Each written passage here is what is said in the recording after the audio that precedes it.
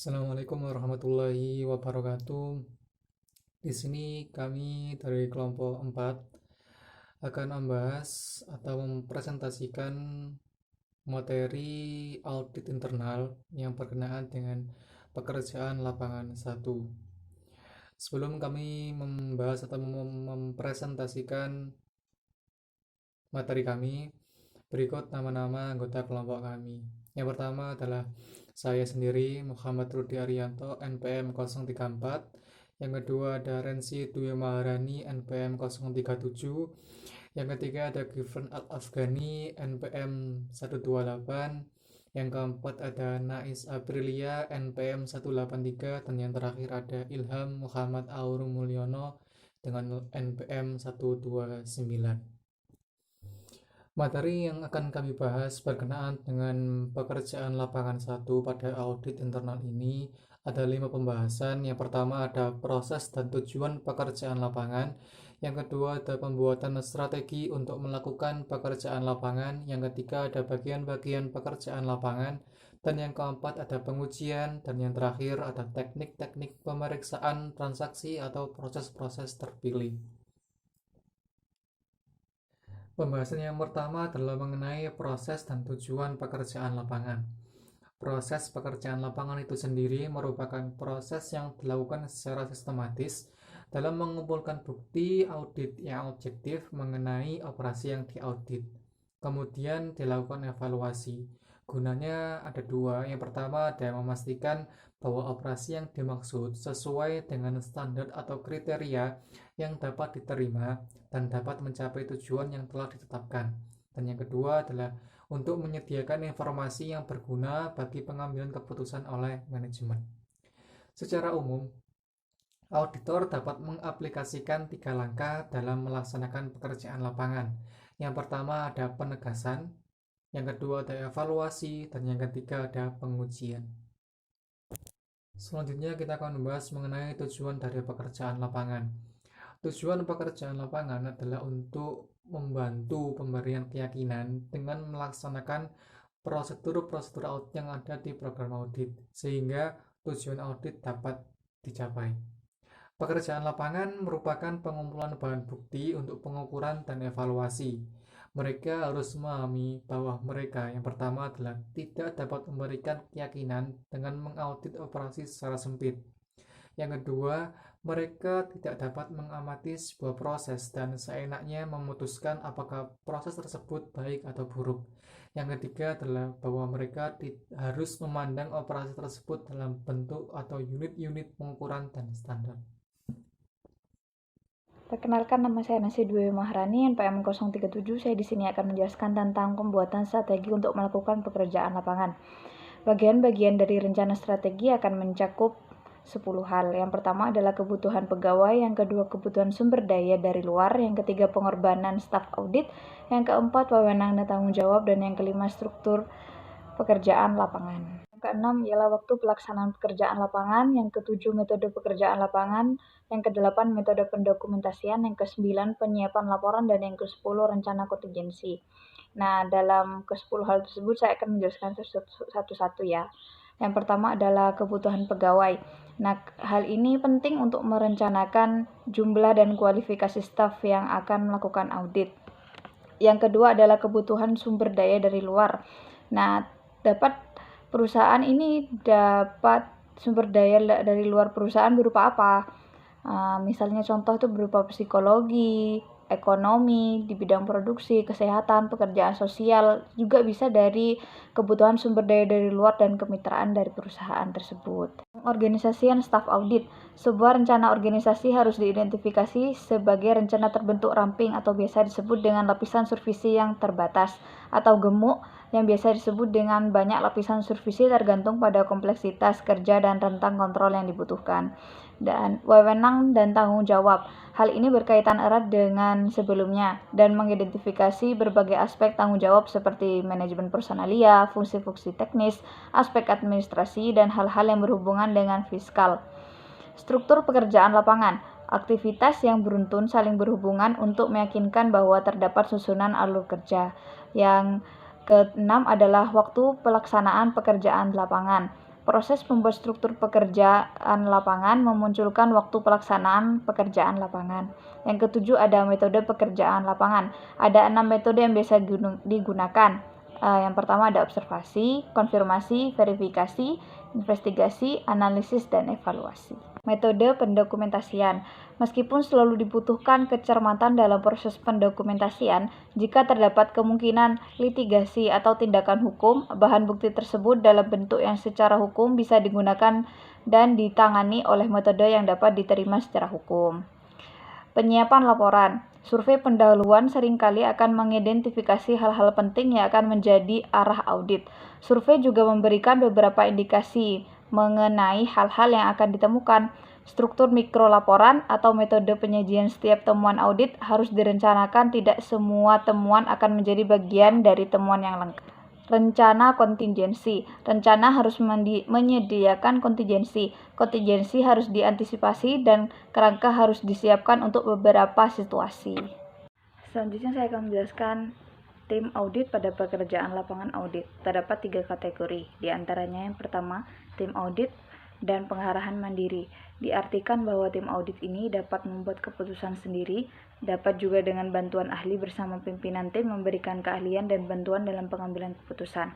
Nah, yang kedua adalah teknik stop and go auditing. Diartikan bahwa dalam proses ini menggambarkan proses penyaringan awal.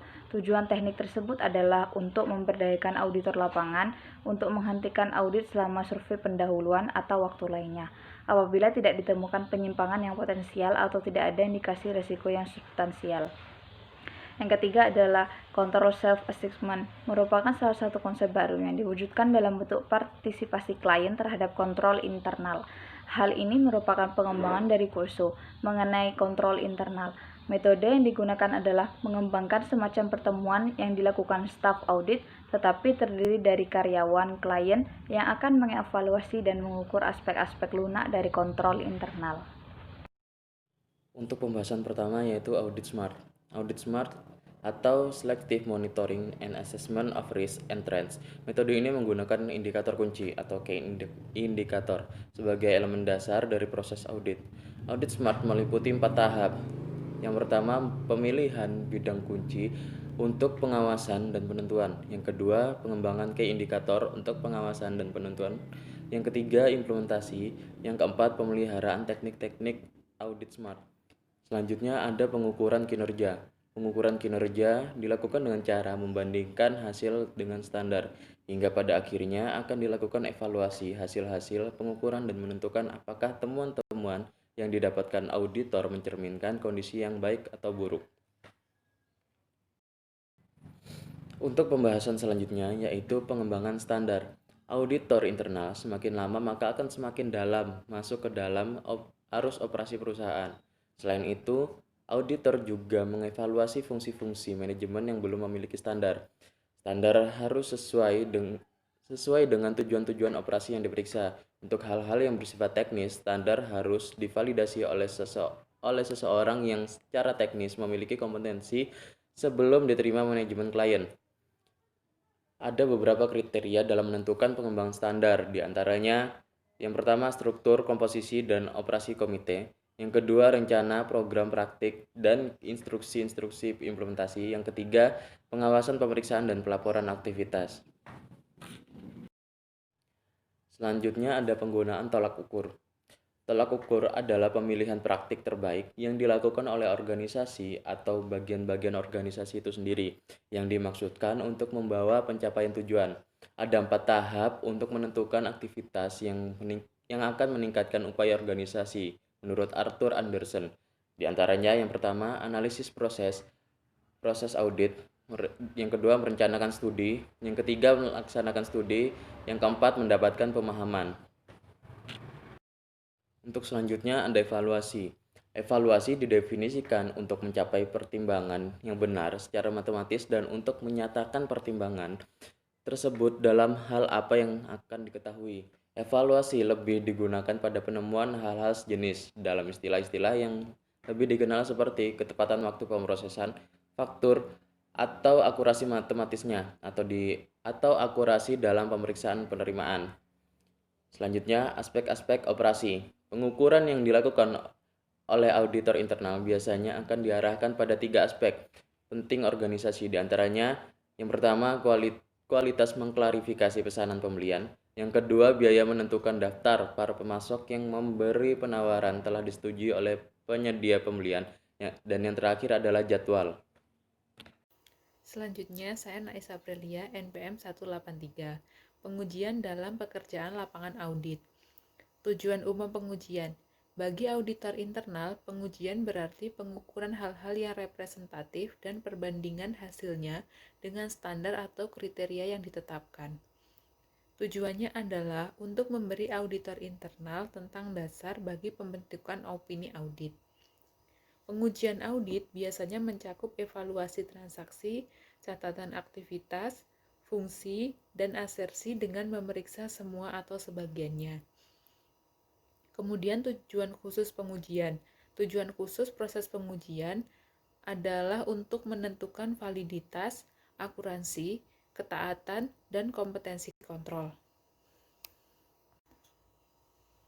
Pengujian dalam pekerjaan lapangan audit selanjutnya adalah proses merencanakan pengujian. Rencana pengujian harus diformalkan dengan dokumentasi yang harus mencakup pendefinisian tujuan pengujian, kemudian pengidentifikasian jenis pengujian untuk mencapai suatu tujuan, kemudian pengidentifikasian kebutuhan pegawai yang mencakup keahlian dan disiplin ilmu yang dimiliki, kualifikasi pengalaman, dan jumlah. Lalu penentuan urutan proses pengujian, pendefinisian standar atau kriteria, pendefinisian populasi, dan pengujian keputusan metodologi pengambilan sampel yang akan dilakukan dalam pemeriksaan transaksi atau proses terpilih. Pengujian dalam pekerjaan lapangan audit selanjutnya adalah pendefinisian standar kinerja atau kriteria dan populasi pengujian. Standar kinerja dapat berbentuk eksplisit yang berupa arahan, instruksi pekerjaan, dan lain-lain, ataupun implisit yang dimana manajemen mungkin telah menetapkan tujuan dan sasaran atau sedang mengupayakan penetapannya. Pendefinisian populasi pengujian yang akan diuji harus dipertimbangkan sesuai dengan tujuan audit. Seperti jika tujuan audit untuk menentukan opini atas transaksi yang terjadi sejak audit terakhir, maka total transaksi dapat mencerminkan populasi. Selanjutnya yaitu metodologi pengambilan sampel yang akan dilakukan. Pemilihan sampel harus mengikuti rencana yang paling sesuai dengan tujuan audit, baik melalui pertimbangan maupun menggunakan metode statistik. Pemilihan yang paling andal dilakukan berdasarkan daftar yang terpisah dari catatan transaksi itu sendiri. Dan saya Gifran Al-Afghani. Yang terakhir yaitu teknik-teknik pemeriksaan transaksi-transaksi atau proses-proses terpilih. Mengamati yang berarti memperhatikan dan tidak melewatkan hal-hal yang dianggap penting. Hal ini mengimplikasikan diterapkannya pandangan yang berhati-hati dan berpengetahuan pada orang, fasilitas, proses, dan barang. Yang pertama yaitu dengan mengajukan pertanyaan. Teknik ini merupakan teknik yang paling pervasif bagi auditor yang menelaah operasi. Menganalisis, yang kedua, memeriksa secara rinci, seperti memecah entitas yang kompleks ke dalam bagian-bagian kecil. Yang ketiga, menverifikasi, mengkonfirmasi kebenaran, akurasi, keaslian, atau validitas sesuatu. Cara yang paling sering digunakan untuk mendapatkan kebenaran fakta atau rincian dalam suatu akun atau laporan. Menginvestigasi, yaitu istilah yang umum diterapkan pada pelaksanaan tanya jawab untuk menemukan fakta-fakta yang tersembunyi dan mencari kebenaran. Yang terakhir yaitu mengevaluasi, menimbang apa yang telah dianalisis dan menentukan kecukupan, efisiensi, dan efektivitasnya. Terima kasih. Demikian presentasi dari kelompok kami. Semoga bermanfaat. Terima kasih. Wassalamualaikum warahmatullahi wabarakatuh.